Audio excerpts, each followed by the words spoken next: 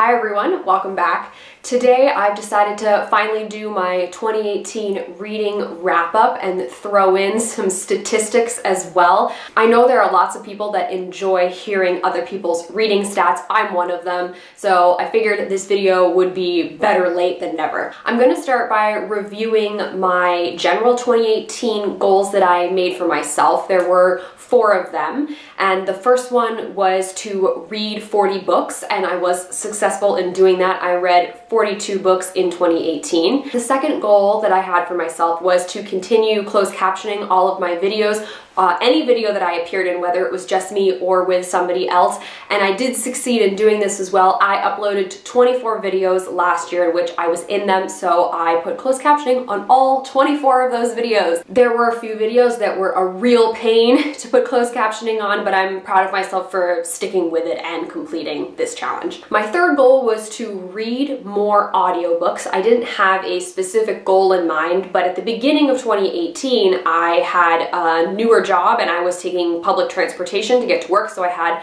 about an hour each way to kill every day, and I can't read on any moving vehicle like a bus or a car. Trains are usually okay, but buses and cars are out, so I knew I wanted to listen to a lot more audiobooks. I ended up listening to 17 audiobooks last year, which is really good. That's gotta be the most I've ever listened to in my entire life. Borrowing from the library was a lifesaver on that one. The final goal I had was to participate in Book Riots Read Harder Challenge. They have this every year, and every year there are new prompts, 24 of them, to get you to read outside of your comfort zone and try different kinds of genres, lots of different things. It would have been amazing if I had been able to do all 24, but that's definitely not what happened. I ended up completing 13 of the 24. I definitely got a lot more done towards the beginning of the year because it was all of the easier ones, the ones that fit books that I already had on my shelf, or books that I knew I wanted to read anyway, and I'd get them from the library and so on. So as the year went on, I definitely slowed and didn't really keep up with it, because at a certain point I just knew 24 wasn't really going to be attainable, and there were a couple that I just was not interested in doing.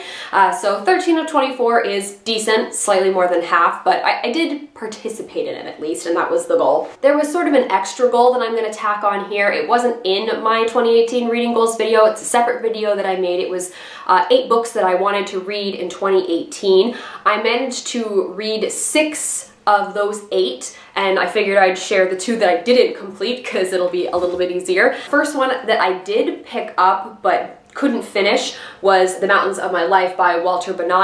I picked this up in October-ish, I think, and I just really wasn't in the mood for it. I probably read like 30-something pages. There's a huge preface at the beginning, which is probably like another 20 pages. So I'm probably read about 50 of it, and I wasn't feeling it, so I put it down. And then the other one that I just didn't get to was Svetlana Alexievich's Chernobyl Prayer.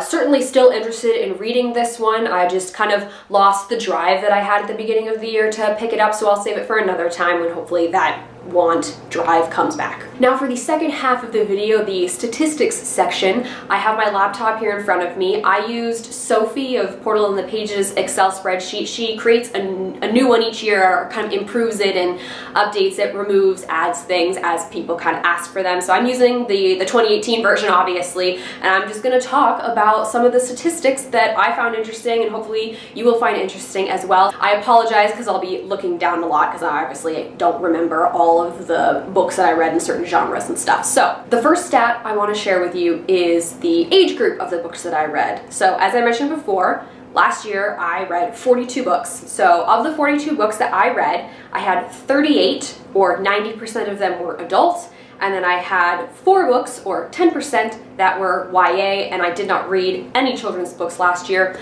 I can't say this is particularly surprising. I usually read a few YA books every year. I think the percentage has steadily dropped since I joined BookTube, as I've definitely gotten more away from YA. Not that I read exclusively YA when I began, but I was definitely much more open to it, whereas nowadays I am much pickier. So the fact that 90% of the books I read last year are categorized as adult books does not surprise me at all. Next is the format of the books that I read. I already mentioned that I read 17 audiobooks last year, so that equates to 40% of the books that I read, which is, yeah, that's a pretty solid amount.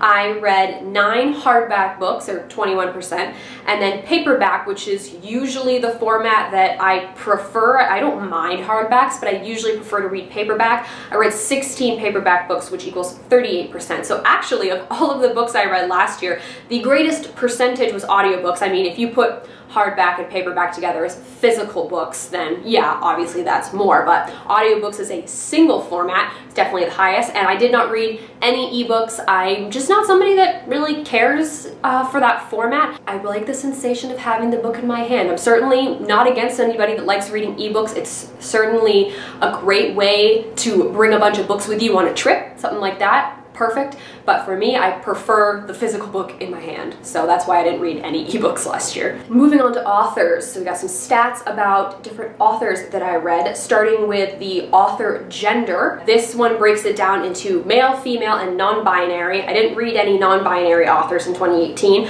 I read 13 male authors, or 31%, and I read 29 female authors, or 69%.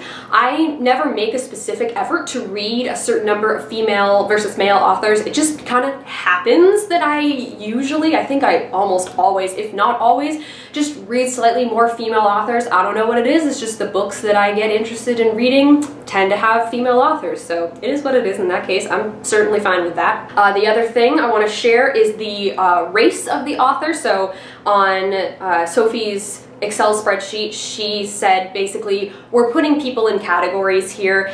So she just broke it down between white and people of color. I read 33 books by white authors, which is 79% of my reading, and then I read 9 books by authors of color, which was 21%.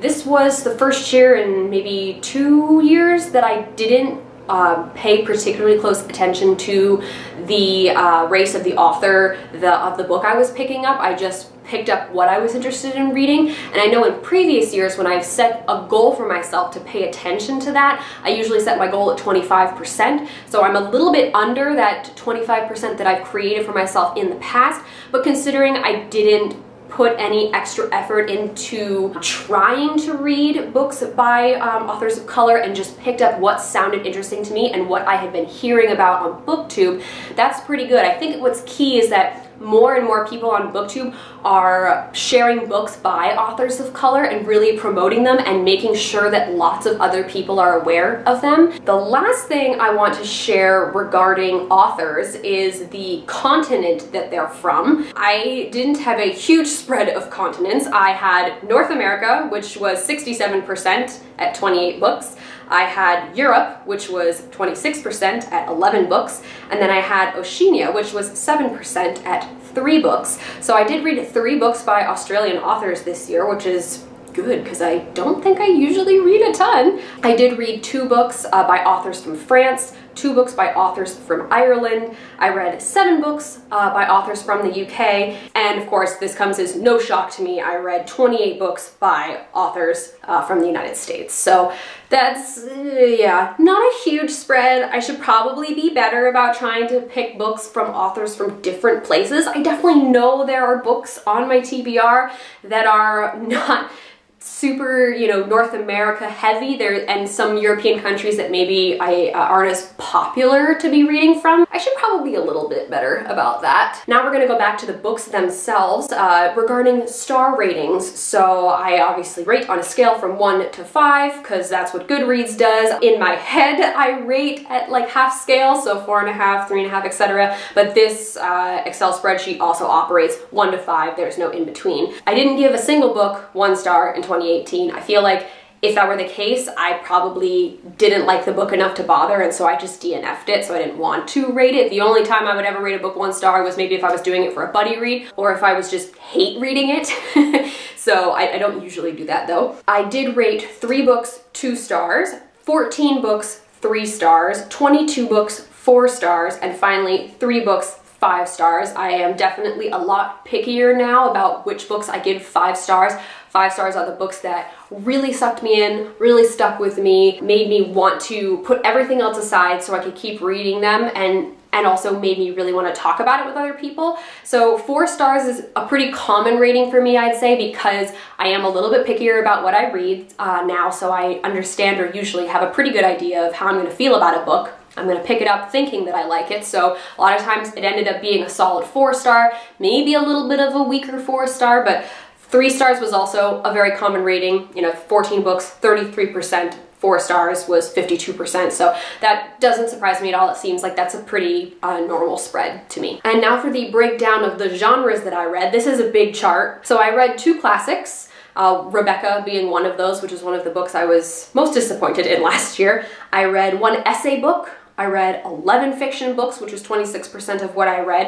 Definitely a pretty standard way of describing a book. Once again, I had to stick certain books in boxes, so maybe it wasn't quite a fiction book to me. Like, I would have described it as something else, but because there's only so many choices on here, it went in the fiction category. I read 4 graphic novels, 3 historical fiction books, 2 literary fiction books, so like the fancy ones. Memoir, read 4 of those. I read 11 straight nonfiction, which was 26% as well. So my straight fiction nonfiction was balanced. But I also read a political nonfiction book. I read a single science fiction book, which was Illuminae. And then I also read 2 picture books, which I'll show you what those are so you understand what I mean when I say picture books.